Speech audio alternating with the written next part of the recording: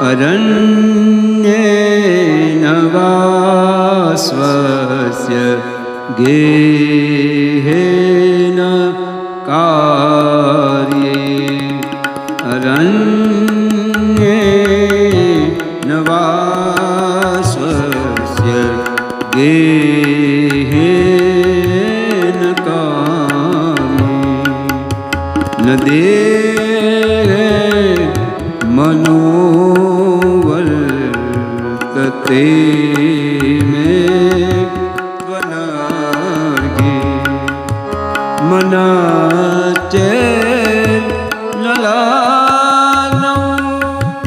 गुरोरान्द्रिपाद्मे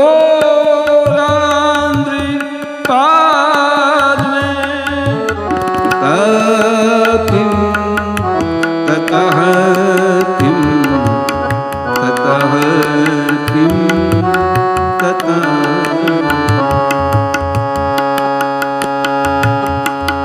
जाकी कृपा लवलेश से मतिमंद तुलसीदास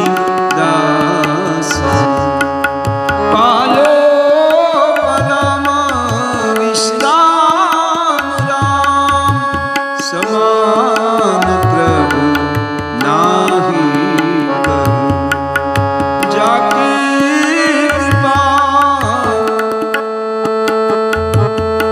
लवलेश से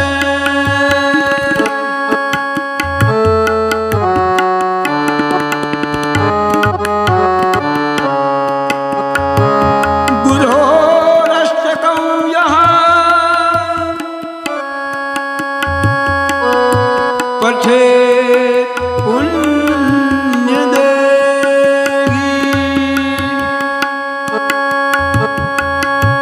गुरो अष्टका पठते पुण्यदेही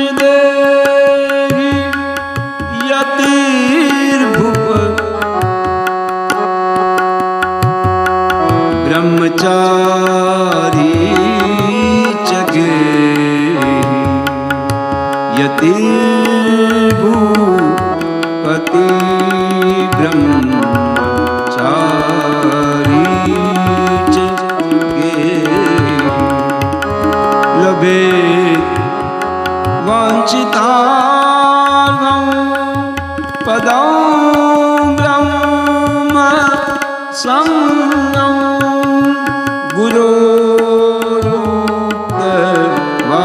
गुरोरुक्तवाक्ये नय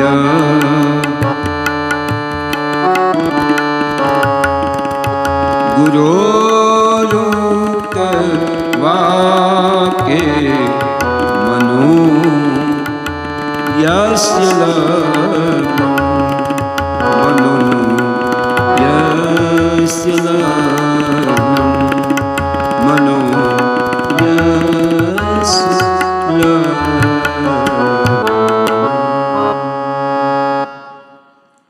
आप सबको मेरा प्रणाम।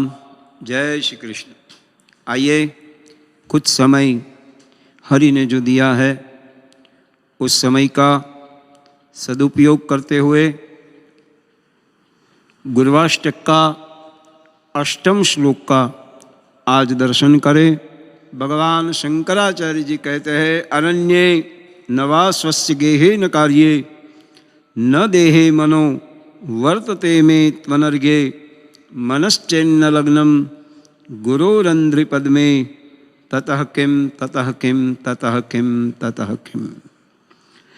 भगवान शंकराचार्य जी कहते हैं कि जिसका मन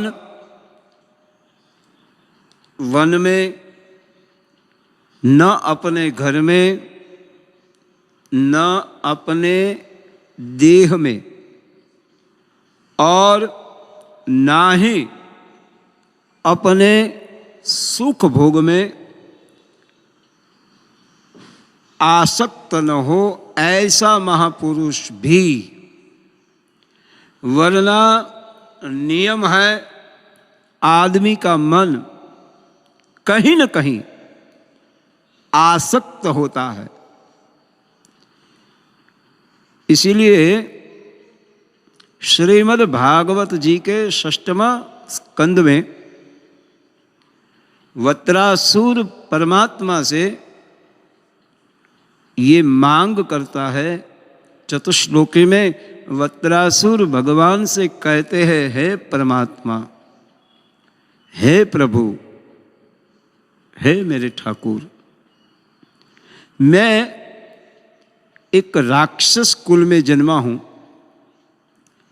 इसलिए मुझे मालूम है कि मैं परम पद का तो अधिकारी नहीं हूं, मुझे मुक्ति मिलने की संभावना नहीं है, क्योंकि मैं राक्षस कुल में उत्पन्न हुआ हूं। लेकिन यदि हो सके तो हे परम कृपाल, हे परम दयाल, बहुत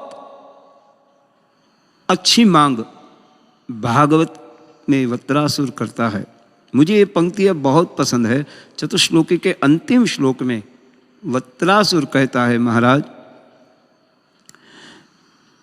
संसार चक्रे भ्रमतस्व कर्म भी त्वन्माय आत्मात्मजगार देशे आसक्त चित्तस्य ननाथ भूया। बड़ी अच्छी बात। वत्रासुर पहले तो कहता है कि हे महाराज, अहम हरे तव पादे कमूले, मुझे न धर्म चाहिए न मुझे अर्थ चाहिए। जैसे भरत जी कहते हैं, अर्थन धर्मन काम रुचि, वैसे वत्रासुर कहता है कि महाराज, मुझे स्वर्ग की भी कामना नहीं है, मुझे अर्थ भी नहीं चाहिए, न मुझे मोक्ष की इच्छा है, किंतु हे परमात्मा, ममोत्तम श्लोक जनेश सख्यम संसार चक्रे भ्रमतस्व कर्म भी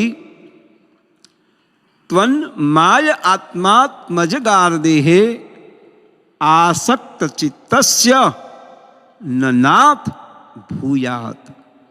महाराज, मेरा मन संसार के भोग पदार्थों में, आदमी का मन कहीं न कहीं आसक्त हो जाता है, क्योंकि मन जो है ना बड़ा चंचल है।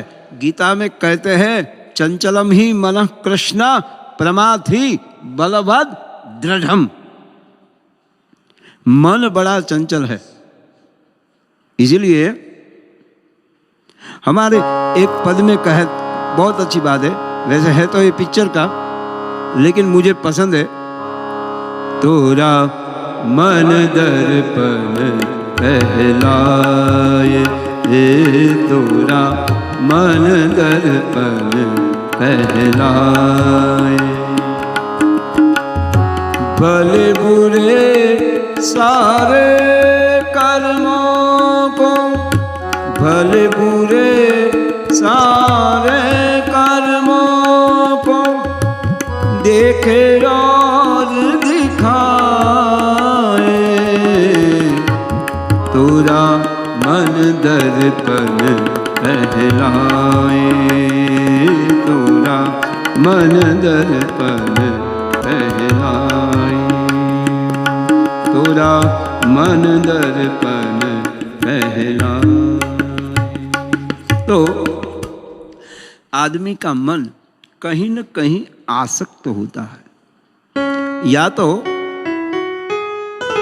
आदमी का मन कभी कभी वन में, कई लोग देखो जब घूमने को जाते हैं वन में, तो हमको ऐसा लगता है बस यहीं रह जाना है। देखो अभी तो ऐसा एक माहौल हो गया है कि आदमी घूमने के लिए, पिकनिक मनाने के लिए वन में जाता है। वन में जाना ठीक है, 1-2 दिन आपको मजा भी आएगा, लेकिन वन में आप कब तक रह पाओगे? जब तक वन के जंगली प्राणी का भय आपको न लगे तब तक ही आप वन में रह सकोगे। आप देखो, आप वन में गए और बाजू में कहीं से शेर ने आवाज दी, फिर मन भयभीत हो जाता है, अरे भागो यहां से, क्योंकि मन में एक भय आ जाता है। तो अपना मन, ये अष्टम श्लोक में भगवान शंकराचार्य जी कहते हैं, अरण्ये न वा स्वस्य गेहे न कार्य। आपका मन यदि वन में भी न लगे, आपका मन यदि घर में भी न लगे, तीसरा आपका मन आपके कार्य में भी न लगे, चौथा आपको अपने धन में भी रुचि न हो। मतलब एक सन्यासी में जो गुण होने चाहिए वो सब गुण आप में हो। आप निष्प्रोही है, जैसे गीता कहती है, सुखेषु उद्विग्न मना दुखेषु विगतस्पृहा स्थितरागः भयः क्रोधः स्थितधिर मुनि उच्यते। तो न आपका मन वन में स्थिर है, न आपका मन अपने घर में स्थिर हो, अपने कार्य में भी आप आसक्त न हो, आप धन वैभव में भी इतनी रुचि नहीं रखते हैं।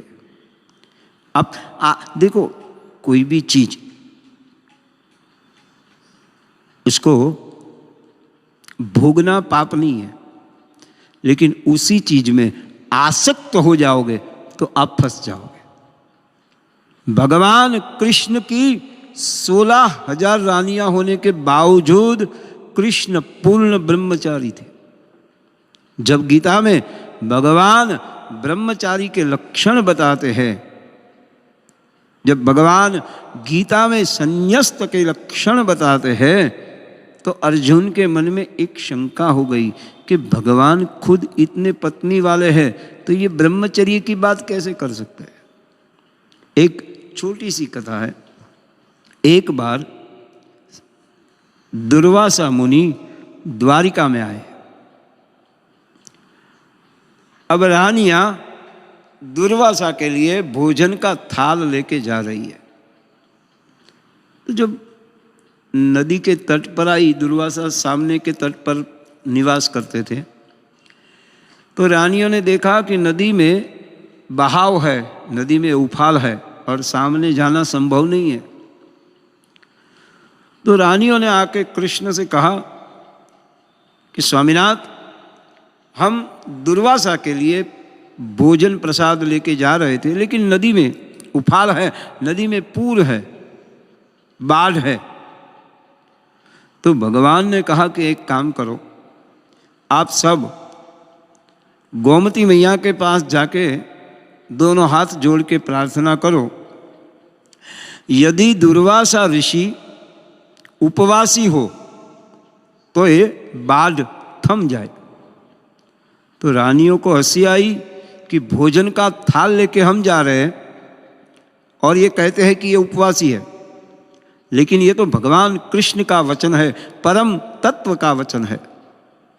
तो रानिया ने गोमती मैया के पास आके कहा कि यदि दुर्वासा उपवासी हो तो ये पानी थम जाए। तो पानी नीचे उतर गया। रानिया आई, दुर्वासा को भोजन कराया। फिर जब वापस लौटी गोमती के तट पर, तो ऐसा ही दृश्य था। फिर पानी, बाढ़ आई थी, ऊपर बह रहा था। तो रानिया ने सोचा, आते समय तो अपने पति ने हमारी मदद की थी, अब क्या करें, चलो दुर्वासा के पास जाके इसका हल निकाल दे।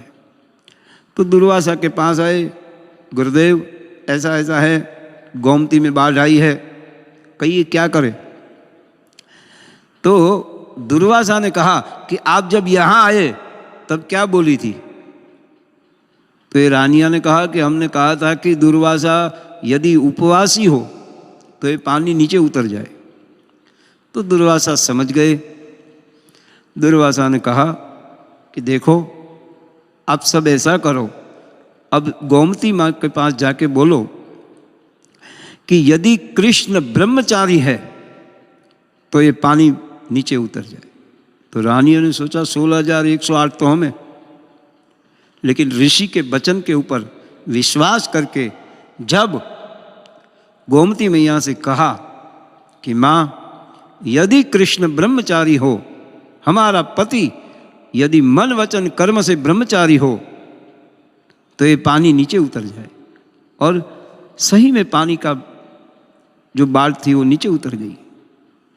तो रानिया ने आके भगवान द्वारकाधीश से हाथ जोड़ के पूछा कि महाराज ऐसा क्यों है? तो भगवान कहते हैं कि जैसे दुर्वासा भोजन करते हैं, लेकिन भोजन में उसको स्वाद नहीं है, भोजन में उसकी रुचि नहीं है, इसलिए वो उपवासी है। और भले ही मेरे 16,000 पत्नियां हैं मेरी, लेकिन मैं उसमें आसक्त नहीं हूं, इसलिए मैं ब्रह्मचारी हूं। कोई भी चीज उसको आप भोगो, लेकिन अगर उसमें आप आसक्त हो जाओगे तो फिर आप डूब जाओगे। इसलिए भगवान शंकराचार्य जी कहते हैं कि आप में ये सब सद्गुण है। आप आसक्त नहीं हैं, धन में रुचि नहीं है, वन में भी आपको कोई मोह नहीं है, घर में कार्य में, लेकिन इतने सद्गुण होने के बावजूद यदि आपका मन अपने गुरु के चरण में भंवरा बन के गुरु चरण का रस नहीं पी रहा है, तो ततः किम ततः किम, तो इन सब का आपको क्या लाभ मिलेगा? तो यही गुरुवाष्टक के 8वें श्लोक की व्याख्या है, जो मेरी मति अनुसार मेरी सद्गुरु की कृपा से मैंने जो बातें कही। अंत में भगवान शंकराचार्य जी फल कथन करते हैं कि गुरोरष्टकम यह पठेत पुण्य देही, जो भी व्यक्ति ये गुरुवाष्टक का पाठ करता है वो पुण्य देह है, उसका शरीर पुण्यशाली है कि उसके मुख से ये गुरुवाष्टक का पाठ हुआ। फिर चाहे वो यति हो, यति, भूपति, ब्रह्मचारी च गेही, फिर वो यति हो, यति माने सन्यासी हो, भूपति माने कोई राजा हो, ब्रह्मचारी माने ब्रह्मवत जिसके आचार हो, या फिर कोई संसार में रह के अपने गुरु का चरणों का आश्रय करके जो गुरु के चरण की सेवा करेगा, तो लभेत वांछितार्थम पदम ब्रह्म संगनम गुरोरुक्त वाक्ये मनो यस्य लग्नम। वो व्यक्ति, फिर यति, सन्यासी, ब्रह्मचारी, राजा, कोई भी हो, उसको ब्रह्म पद की प्राप्ति होगी। लभेत वांछितार्थम, उसके मन में जो पद की इच्छा होगी वो पद वो पाएगा, उसको ब्रह्म तत्व का ज्ञान होगा। जो गुरुरुक्त, अपने गुरु ने जो कहा है उस वचन में अपना मन संलग्न करेगा, उसको अपने गुरु की पूर्ण कृपा प्राप्त होगी। आप सबको मेरा प्रणाम। और ये गुरुवाष्टक में कहीं भी कोई त्रुटि रह गई हो, कहीं भी कोई क्षति रह गई हो, क्योंकि मानव है और त्रुटि करना हमारा स्वभाव है, तो भगवान से प्रार्थना करें। मैं मेरे गुरु से प्रार्थना करता हूँ, आप अपने गुरुजनों के चरण में प्रार्थना करके इतना ही कहे कि हे गुरु, हे गुरुदेव, जो भी हमसे अगर कोई क्षति हो गई हो तो क्षमा करके अपने चरणों में हमको स्थान देना। ये गुरुअष्टक पूरा अपने अपने गुरु चरणों को समर्पित करे।